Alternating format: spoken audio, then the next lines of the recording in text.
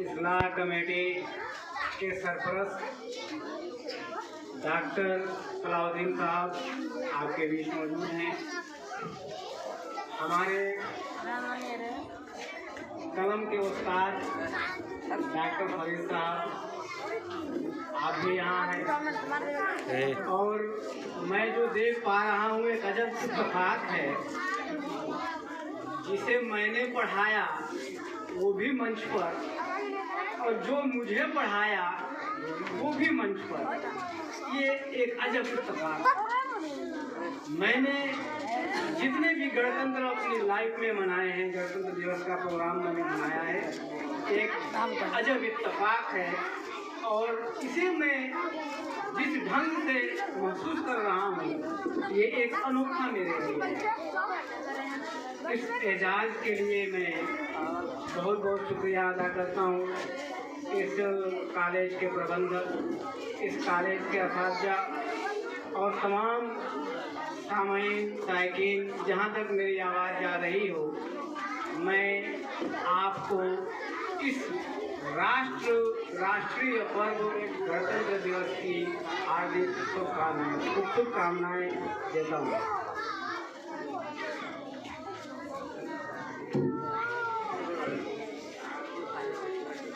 गणतंत्र दिवस हमारे देश में जिस दिन हमारा संविधान लागू हुआ, हम अपने आप को एक गणतंत्र के रूप में स्थापित कर लिए। ये हमारा संविधान नवंबर 1949 में बनकर तैयार हुआ और 26 जनवरी 1950 को लागू हुआ। यानी हमारे देश ने अपना कानून 26 जनवरी 1950 से अपनाया। सवाल ये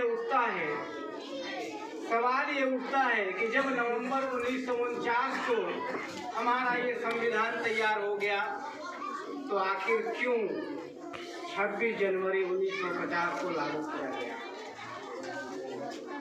26 जनवरी 1930 को पूर्ण स्वराज की मांग की गई थी। ध्यान दीजिए, इतिहास की बात है कि 26 जनवरी 1930 को हमारे राष्ट्र के उस योद्धाओं ने जो आज़ादी की लड़ाई लड़ रहे थे, पूर्ण स्वराज की मांग की थी अंग्रेजों से, और उसी दिन से हर 26 जनवरी को वो अपना स्वराज दिवस यानी स्वतंत्रता दिवस मनाते थे। इसलिए इसी परिप्रेक्ष्य में जब हमारा संविधान तैयार हुआ तो 26 जनवरी 1950 से देश को सौंपा गया और देश ने अपना कानून अपनाया।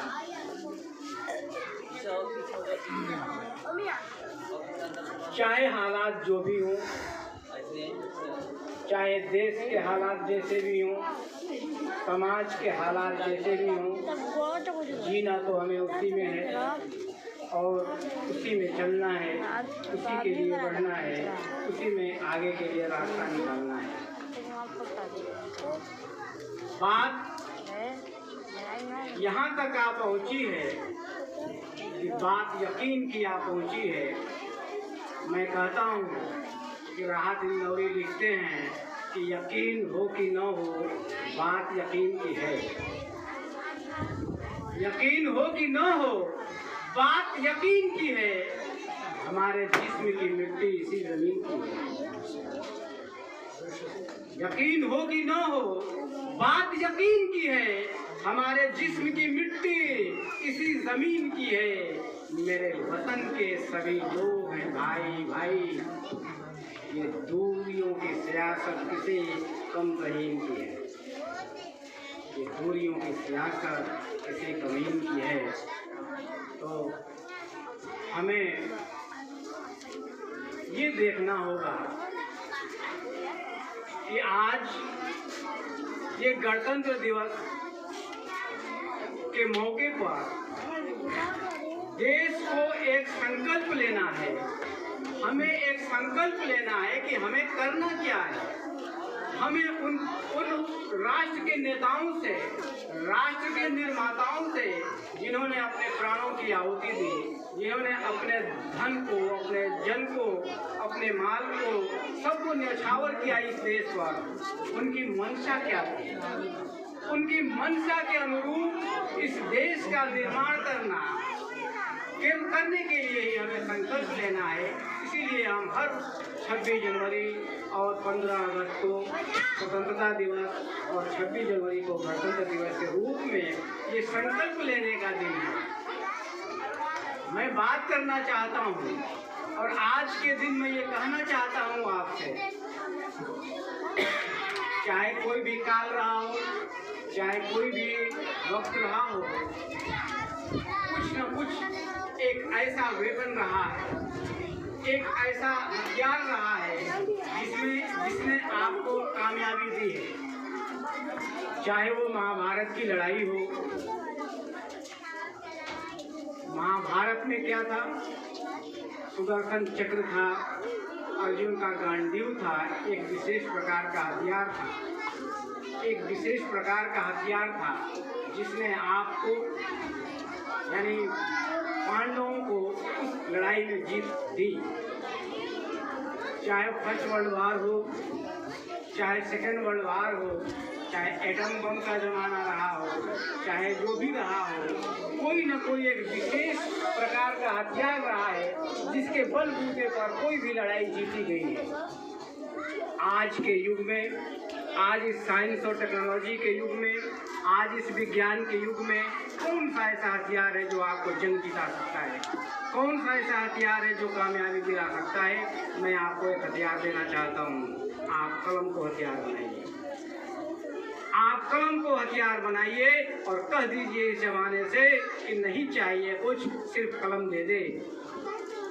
नहीं चाहिए कुछ, सिर्फ कलम दे दे, मैं अपनी तकदीर लिखूंगा।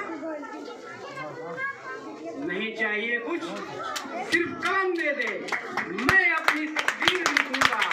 मुझे क्या मिटाएगी हमारी साथ,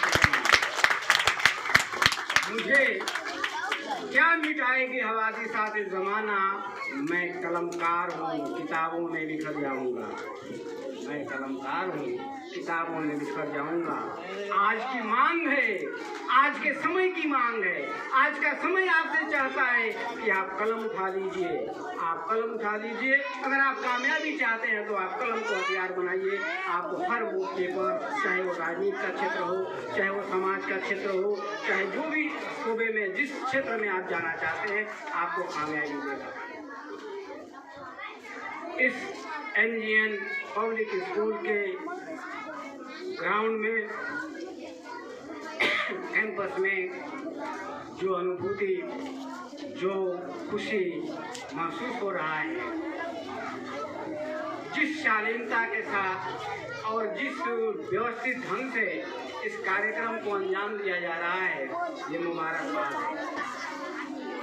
यहाँ की स्टाफ, यहाँ की मैनेजिंग कमेटी, तमाम लोग धन्यवाद के पात्र हैं कि आपने एक ऐसे प्रोग्राम को, एक ऐसे विपरीत माहौल में, जबकि कार्यक्रम करने का कोई माहौल ही नहीं है, एक विपरीत सिस्टम माहौल के अंदर और एक इतने सिस्टमेटिक ढंग से कोविड के नियमों का पालन करते हुए आपने इस प्रोग्राम को अंजाम दिया।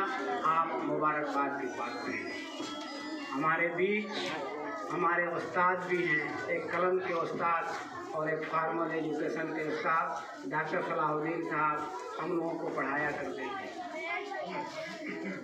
हम लोगों को पढ़ाया करते थे जब जूनियर हाई स्कूल संत गुलाम साबिर साहब अपने इब्तदाई दौर में था, हम लोग वहाँ के स्टूडेंट हुआ करते थे। आप मैनेजर थे, लेकिन आप पीरियड लेते थे, जाके घंटा पढ़ाते थे हम लोगों को। साइंस का पीरियड हम लोगों को पढ़ाते थे। और आज जो कुछ भी थोड़ा बहुत अगर साइंस हम लोग जानते हैं तो वो इन्हीं की देन है।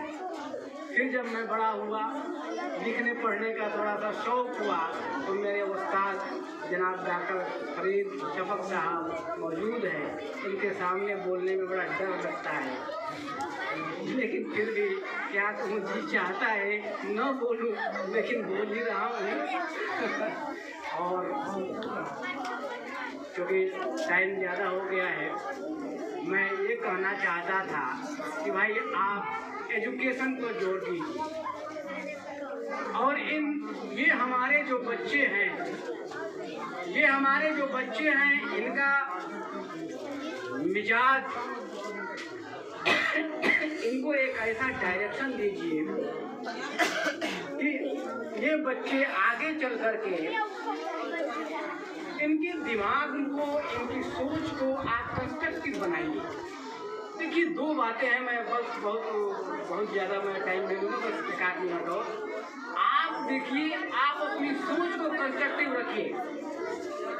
2 बातें हैं, आप ध्यान दीजिए। मैं अपने असातिज़ा से कह रहा हूँ, एक मैं टीचर होने के नाते अपने टीचर साथियों से कह रहा हूँ कि हम टीचरों का एक कर्तव्य बनता है, हम जितने अध्यापक हैं हमारा ये कर्तव्य बनता है कि हम अपनी सोच से नेगेटिविटी को हटाएं,